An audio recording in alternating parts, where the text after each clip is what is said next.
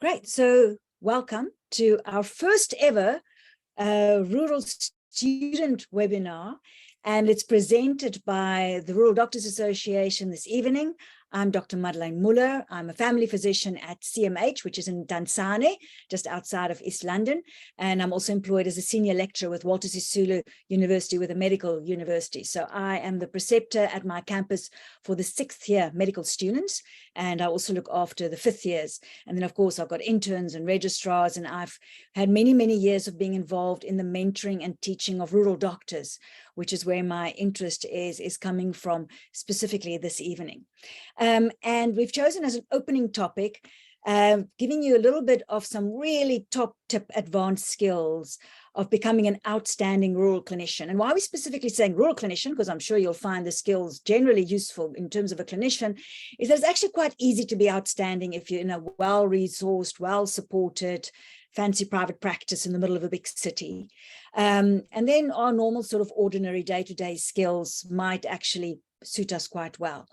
But it's as soon as we up our game and we go into an area that is really very restrained, you don't have very posh accommodation. Everything is not quite as flush as in the cities. You don't have access to malls or movies and all of your support structures. Your family is not usually around, and that's usually when things become hard. And the normal ordinary skills that gotten you as far as you have as medical students or rehab students or clinical associate students or nursing students, suddenly those skills might not always be enough to help you to thrive and become the best clinician you can within a rural setting. So for me, these skills are nice and extras if you are in a city, but in rural health, they almost become absolutely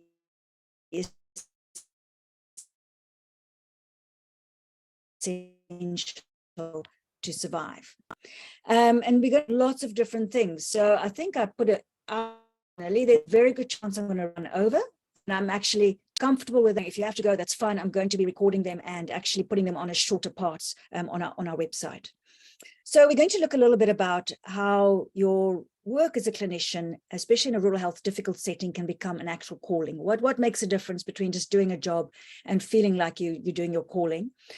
To be able to understand most of what I'm going to teach tonight, a bit like when you teach diabetes, you have to understand how the pancreas works and what insulin is. To be able to understand how to become an outstanding clinician, you have to understand how behavior works. And we're going to cover the neuroscience, basic sciences of behavior. We're going to talk specifically around patient-centered care as one of the key ways to up your game as a clinician and also to enjoy more what you do. We're going to talk about how we work in teams and improving the life of those around you. And these are also cool relationship skills at home. And we're going to look, of course, at least being able to pass your exams and some top tips on learning and becoming a university or college. And then lastly, I'm going to try and bring it all together. So quite a hefty bunch of stuff that we're going to be covering this evening. So first, I just want you to think a little bit at the moment as a student, where you are, whether you feel you're thriving as a student or whether you're simply holding on by the fingernails. And the statistics in terms of burnout, especially of students, medical students and students within the health professions, are quite concerning. There's sometimes 58% of students actually literally just struggling to get through the day and get through their year. And unfortunately, our medical schools are not very friendly spaces in terms of helping us thrive. And sometimes when we become doctors and we sort of go rolls over into intern here, rolls over into ComServe here, we find that some of those habits, some of that culture that's been created through medical school sort of rolls over, and you constantly feel like, oh, maybe it'll be better next year, and you're not actually getting ahead. So one of the things that makes a difference between feeling like you're just surviving and actually thriving in what you're doing is having an experience of, this is my calling. This is what I'm meant to do. This is what I'm destined to do. If I was to write a personal mission statement, this is where I'm at.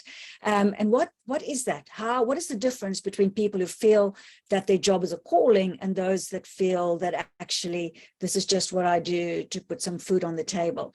And I'm going to use, there's lots of different ways of approaching this, but I'm going to use the work from Dave Issay, who looks at a combination of 3 different things that they looked at. They looked at people across lots of professions, and they were trying to figure out what's the difference between people who feel that their work is a calling and those who do not feel like that. And they identified 3 major factors, and we're going to be coming back to aspects of these throughout the presentation. The first is, and this is really easy for us in rural health, is being able to know that you're making people's lives better. So if you are in a job where you know what you are doing is making a meaningful difference in the world, that is a key part of feeling that your job is a calling. And I think that's one of the privileges as being a doctor, is that we make a difference every single day. I think the problem is we forget that we're making a difference, and we forget that the impact that we have on people's lives. So ill people are very vulnerable, and when they come to our facilities, their lives have been derailed by an accident or an injury or an illness. And in that very vulnerable space, if we manage them well and look after them well, we make a huge impression on their lives, and we forget how important that is. And even when you can't help somebody, even if they're presenting with cancer or with a severe end-of-life disease, or they're coming in and they're actually terminal or dying, there are still ways that we can make that a more bearable process than it would otherwise have been if we hadn't been there. So the second part, which I found very interesting, is, and I think it's sort of linked to knowing that we're making people's lives better, is being appreciated. So it's very helpful every time a patient says, thank you, that's really, that really helped, and I want you to be my doctor, but also being appreciated by the people around you. And that's where rural health can sometimes be a challenge. If you go to a very small facility where there's very few people and they're very overburdened, they sometimes forget to actually tell you what a difference it makes having you there. We recently had a small panic where there's been rumors that they want to take away the ComServe posts, not in medicine apparently, but in some of the others, from money points of reason. And then there was mass panic in terms of clinicians going, no, we cannot survive in our facilities if we did not have ComServes. But often we don't tell community service officers this important fact, that we could not survive if they were not there. And thirdly, and this is an important point we're going to spend a lot of time on, is you have to experience that what you do is something that you're good at. So if you've got 2 clinicians working in the same facility where you are massively under-resourced, you're very stressed, you're very overburdened, it's a nightmare night in casualty, there's been 3 accidents and taxis on the N2, and if you have a clinician who's very confident in what they're doing and is really good at emergency medicine and able to triage and manage, although they'll get exhausted, they'll actually have a feeling that they're thriving and that they're actually getting nourished by this work that they do. If you're somebody who doesn't feel very confident and you struggle with intubation and you haven't quite got your head around triage and you feel like you're drowning, then that actual same work scenario becomes a complete and utter nightmare. And this is a bit of a challenge in terms of how do we become a competent doctor if this is such a key part of thriving, and this is one of the things we will be looking at. So one of the aspects of all 3 of these things is being able to get to this point. You need to be able to be working as your best self. And I'm going to be delving into that a little bit next. So what do I talk about my best self and your worst self? And here we need to understand how our brains work. And I'm going to run through some very basic neuroscience. So for those of you, I used to have lovely pictures of Star Wars and Jedi Knights. And then I realized that you kids don't watch Star Wars anymore. So I've got Avatar. Most of you know Avatar. That's from our Avatar, from the Avatar movie. And you've got some of our avatars. They're busy. Well, those are not avatars, actually. They are, can't remember the name of the race, but they are busy riding their dragons. And we're going to be talking a little bit about dragon mastering this evening. So the thing that's important to understand, and we sort of know this, but we also forget, is that as a human being, every single day when you go through your life, you're actually always in one of 2 modes. Okay, so you've got 1 or 2 there's like a button that puts you between 1 or 2 states. The one state is what I'm going to call survival mode. That's a little scene out of Grey's Anatomy there. I don't even know if you guys know Grey's Anatomy. And feel free, please, to respond and react through the little reactions button. It always feels strange talking into the nether. So if there's something you agree with or something you appreciate or something you're not happy with, please feel free to pop up some emojis there. So survival mode is limbic brain led. So you will remember that there's the brain at the bottom there. And in the center of our brain, at the top of the spinal cord, we have our limbic brain combined with a whole lot of other structures that's basically to do with survival. And this is when our sympathetic system, for example, comes into play when we're under threat. And it's a very old part of our evolution. So we share it with the animal kingdom, and it's been with us from the beginning as a human being. Then we have this new part of the brain, a few thousand years old, that is developed. And this is what we call the prefrontal cortex. It sits right behind the forehead here. And this we do not share with the animal kingdom. This is very specific to being human. And it's come later. And when we are in a parasympathetic state, so when we're in a relaxed state, we actually have access to this prefrontal cortex. And then the prefrontal cortex actually takes the lead. And there's a button between these two that determines whether your limbic brain is leading how you are behaving or whether your prefrontal cortex is leading. And the thing that triggers the button is safety, of course. So whenever we feel unsafe, we're going to go into survival mode, and we can feel unsafe on various levels. So you can either be physically threatened, so when you're in the road and that taxi, screeches in front of you. We can be emotionally, we need to feel safe. So we need to feel that we are loved and included and part of our peers and our families. And we also need to be able to feel that we can freely express who we are. We need to be able to say what kind of profession I want to follow. We need to be able to live freely regardless of our race, regardless of our gender identity, regardless of our sexual orientation, regardless if we are as human beings, we need to be able to live in this world. And there's a lot of work now around diversity and inclusivity, also for those that are neurodiverse, and how do we create a world where every human being can feel free to express themselves for who they are. But if we get threatened on any of those levels, then this button gets triggered, and then we end up going into survival mode. So how does that look like? So I think we all know about survival mode that triggers our sympathetic system, and then it triggers, your blood pressure goes up, your heart rate goes up, your blood goes away from your stomach, and you get flutters. So we all know about the physiological changes of the survival system, but we're not always aware of how much it changes our thinking. So you can imagine that if you are in survival mode, then your limbic brain actually is in charge. And what the brain literally does is it cuts off most of your prefrontal cortex functioning. So you have your limbic brain in charge, and we'll use some of your cerebral cortexes to make decisions, and we'll look at what kind of decision making it will do. So it will use some of your knowledge and memory and information to actually function, but it's primarily driven by a survival perspective. And the way the survival brain works is it has specific things that makes it important to ensure that you survive. And I like to call it, as from a perspective point of view, as your street view. So you imagine when you're, video games, right? I've got a video game shot there on the left-hand side. So when you're in a video game and you're in the street and you're running and there's baddies and all kinds of things happening, and you're just looking at what's happening right now in the present, and you've got a very narrow focus on what's happening around you. So when we are on street view, there are three modes that we are in when we're in survival mode. The first is obviously our fight, flight, freeze system when we're trying to avoid pain. So anything that might put us in danger, we're going to try and find ways to avoid it or deal with that anxiety. But it's also where our pleasure seeking lies. And this pleasure is very much based on our old genetic drive to reproduce before we die, right? So the 5 major things you want to think about when you think about drives is our drive for food, obviously, very basic, our drive for sex, and intimacy, so particularly around connection with an intimate partners, power, troop. So troop refers to our family or our people or the group of people around us that can keep us safe, and security, obviously being safe. So a good example, if you want to think in terms of street view scenarios, what's happening with the Ukraine war at the moment.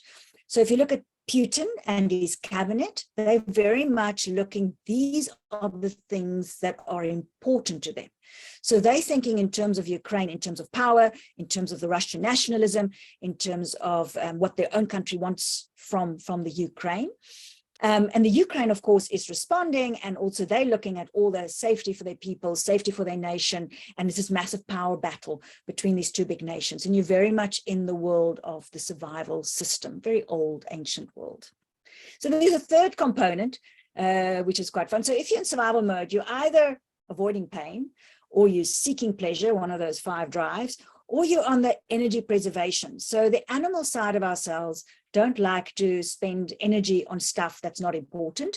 And so this is the I don't feel like it, or I can't be asked part of ours. So for example, when you are sitting at, come home in the evening, you're supposed to study, and you collapse on your couch and you go, nah, not tonight. I'll get up early in the morning. That's our energy preservation part that is kicking in. So what happens when we're in street view, it changes the way we use our brains to make decisions, because when you're busy running away from a lion or you're under threat, you want to be able to think fast, and you want to make quick decisions on minimal information. So there's a lovely book called Thinking Fast and Slow, from those of you who like reading, by Daniel Kahneman, which talks about fast versus slow thinking. And he describes how when we're in this mode, we have this emotional thinking that makes us make assumptions and jump to conclusions. So this book is all about how we create bias. So if you want to know how bias works and all the different kinds of bias there is, this is this part of our brain that will make us make these biased decisions, because we want nice quick shortcuts and we're not considering all the information. So it's quite unstable and inconsistent, this kind of thinking, and it can be very powerful because it's easy, quick decisions that we can make, and it's not our brightest self, right? So all the stupid stuff you usually come up with when you're in survival mode.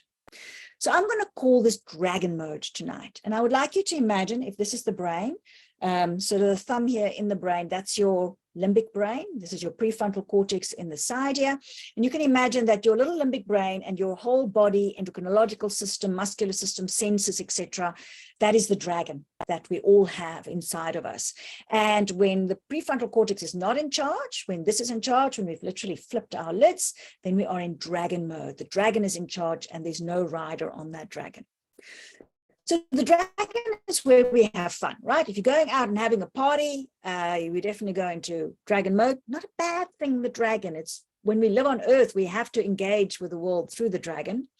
But that dragon is very self-focused. It's quite proud and insecure all at the same time. Think of your teenage years, if you wonder what weird contradiction that is.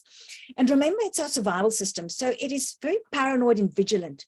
You often hear this term, the snowflake generation, and all that means is that people are feeling quite anxious and nervous in the world that we live in today, and they become very vigilant and very nervous about what threat there might be out there, and they might perceive threat where there isn't always threat. And that sensitivity has actually got more to do with a vulnerability around being in this mode.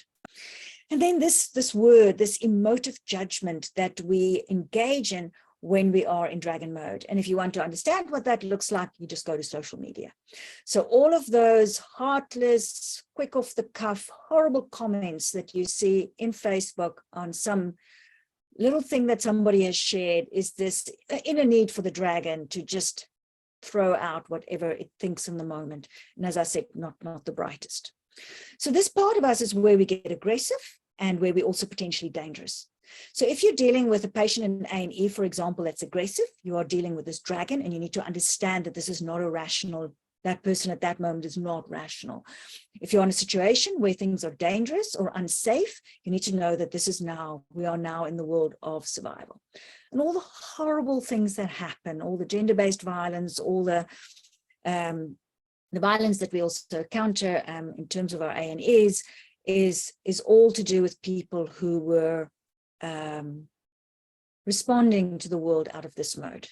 So great. So let's look at the other side, because that's going to get a bit depressing, isn't it? And let's look at what happens when we're able to be calm, when the adrenaline is low, and this prefrontal cortex is actually at the charge. And so this I'm going to call balcony view. So you can imagine this lovely picture on the right here, where you can sit on the balcony, you can look out over the city, and you can see what's come before, what's going to happen in the future. And this balcony view, the prefrontal cortex gives us, and I've divided it into 4 major skills. You can subdivide them in every more. That is new skills that we have as human beings that animals do not have and makes us specifically human. They're like our advanced stage. So the first is our ability to have executive function and planning. So your ability to go, oh my goodness, I've got exams in 2 weeks' time and I need to start studying and dividing up your work, and even just getting to work on time, planning. The fact that we own a watch has all got to do with the ability that we are able to look at time and plan our futures. Similarly, as we're able to plan into the future, we're also able to look into the past and be able to look at our own behavior. So we can reflect on things that have happened, or even reflect in the moment on how we are behaving, or reflect on what we think we're needing in the future. So animals don't do that. Your Labrador lying on his couch is not, reflecting on, oh my goodness, my tummy is rumbling. Maybe I might be hungry. They simply feel. And it's very specifically a human quality, this ability to reflect, and which also makes it possible then for us to learn. So the other probably one of the key things that we're able to do is this ability for empathy, true empathy. And there's actually this amazing science around what they call mirror neurons, which is our ability when we're looking at somebody else, that we can actually mirror their emotions, what they're experiencing, what they're feeling, even how they're moving, inside our own neural network. So when you're observing somebody in a particular emotional state, that your own brain can actually reflect potentially that state. And that gives us the possibility to step into somebody else's shoes, to be able to be empathic. Now notice you can only do that when you're in prefrontal cortex mode. If you're in street view, you're not able to be empathic. You can't be running away from a lion and thinking to yourself, well, shame, maybe they're going extinct, and, maybe they're also hungry, and maybe we should also accommodate, nature. And at that moment, you can only think about your own survival. So to be able to be empathic, I'm just noticing my connection is unstable. Oh, there we go. To be able to be empathic, you have to be able to be in this balcony view. And then the fourth thing that also comes from our higher brain function is the ability to have self-control over the dragon. So you've decided, I'm going to follow a specific diet because I want to eat healthier, or maybe I want to even lose some weight. And therefore, this is what I'm going to eat, even though I feel like eating that. Now, what's interesting about all these higher functions is that they actually are quite slow. We'll talk about the slower thinking in a moment, and they take much more energy. They are much harder work than this quick, easy survival thinking. So if you don't have a lot of energy, so if you're tired or stressed or worried about stuff, or you're depressed, or you're ill, all of these become more difficult. So that's why it's much harder if you're trying to stick to a diet and you're coming home in the evening and you're exhausted, or you're on call in the middle of the night, then that chocolate bar or that illegal food you've decided you're going to avoid is suddenly much harder to now decide that to resist that basic drive.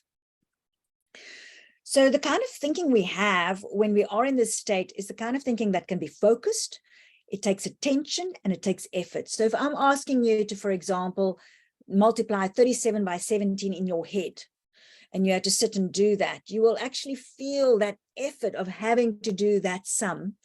And if you are very stressed and anxious, you will find it almost impossible to do that. So a lot of the maths and that kind of logical reasoning takes effort. And this is where we're able to interpret information, where we're able to be rational, where we're able to do evidence-based medicine. And now you can suddenly look at a scenario and you can see the real context. You can understand the perspective. But as I say, all of this takes a bit of effort. So this is much slower. It's much harder work, but this is where we are at our most intelligent. The most brilliant stuff you've ever done in your life, you were in this particular mode.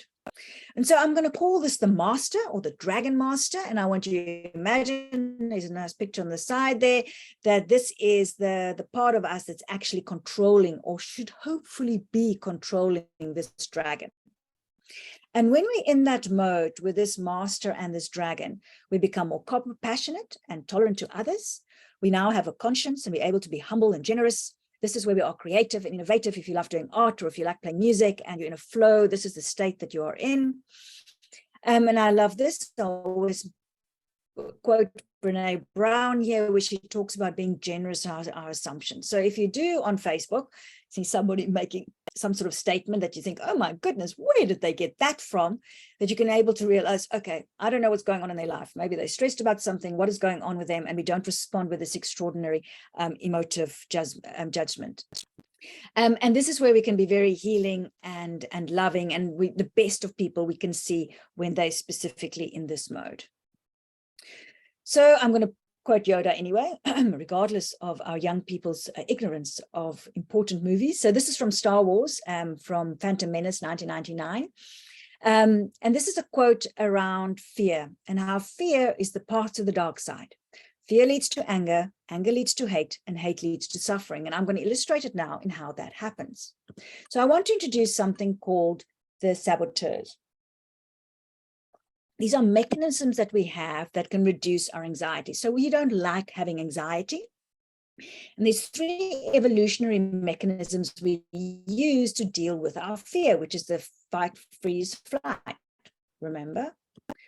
So these particular saboteurs are these mechanisms are created already in childhood. So as you're growing up, whenever you feel threatened, you find this complex pattern of behavior that helps you reduce your stress.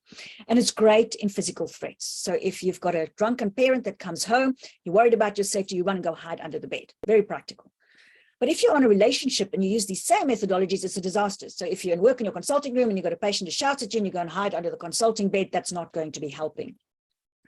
So this feeling of control, doing these little behaviors is actually rewarded. We get a little dopamine reward and makes us feel like I'm doing something about it. That's why having a temper tantrum is so satisfying.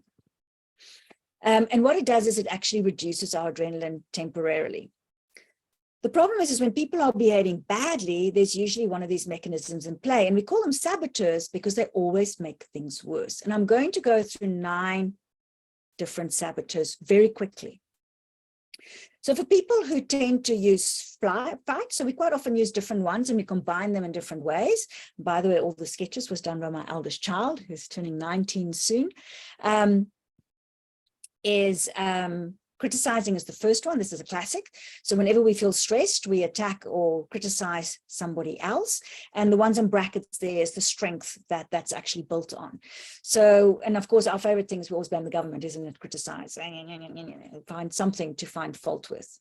The other thing we do, and doctors love this, especially your professors, is to overanalyze everything and have an opinion on why things are like they are, with a very much a bias towards our own ideas. Or if you're a control freak, like me, and you like Excel sheets, you might become over manipulating of other people when you're feeling anxious. So in terms of the kind of doctors you might see, is this somebody when they're stressed and anxious, and the way they respond is by either being grumpy or being critical, being arrogant. We have a lot of those in the seniors, don't we? Bullying, I know it's one of the major issues in training of students and young doctors, and being judgmental and complaining. So when we talk about prejudice, so for example, all our racism, homophobias, transphobias, all of those behaviors that try and manipulate other people or criticize other people or make other people feel lesser, you can be sure that that person is in survival mode and they're actually in fight mode at that time. And remember, this saboteur makes things worse. So the next one is when we are freezing. This is sort of a rough approximation. So these are people who don't like conflict. So kind people tend to not fight, but they try and please and they'll sacrifice their own needs to try and make somebody happy and deal with that conflict. Or you get people who get very perfectionistic and want to get everything done just so. Or, and we all do this, right? I wake in the middle of the night and worry about all kinds of things you've got no control over.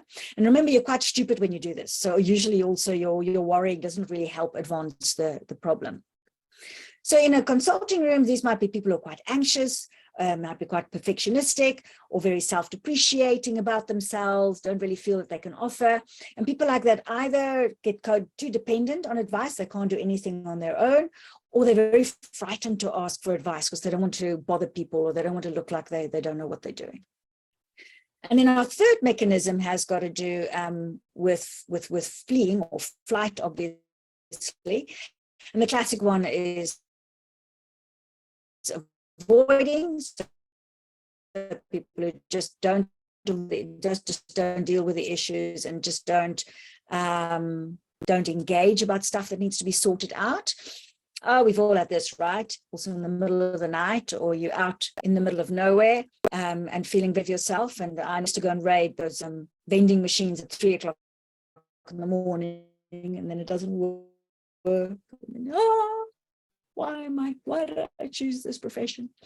all of this, right? You're supposed to deal with something, be studying, you're supposed to be getting with stuff that's simple, all different things we do to distract us from things we're supposed to be dealing with. And in clinicians, this is particularly the apathetic doctors. So if you're in a rural facility and you find a doctor who's been there for ages and doesn't seem to care about their patients and comes late or doesn't show up at all, people who are just sad and unhappy in their jobs, all those with addiction issues, these are people who are dealing with their anxiety by using one of these saboteurs. So we all use different ones of them at different times, and we can combine them in different ways. And the important thing to remember is they come into play when we're in survival mode. And when you use them in a relationship setting or in a complex situation, they always make things worse. So the goal of where we want to get to is what we call integration. So eventually we want to be coherent, energized, adaptive, flexible, and stable, all of these amazing qualities that we see in those doctors that you love to hang out with. So if you've got somebody who's friendly, supportive, interested, passionate, those are people who have learned over time to actually not sit in that survival mode, but they're actually functioning from that higher prefrontal cortex mode, and they're actually functioning from their best self. So this brings into conclusion a little bit of what I wanted to talk about in terms of the neuroscience of behavior. And that's taken a full half an hour, but that's sort of one of the key important parts that we're going to be using when we talk about some of these other aspects. So next we're going to go to talking a bit about patient-centered care. And I want to talk about the art of the patient-centered consultation, because for me personally, I have found some of my greatest satisfaction out of medicine is when I have a patient-centered consultation. And as soon as I go more and more doctor-centered, that's when I get burnt out and exhausted. And I find that when I do provide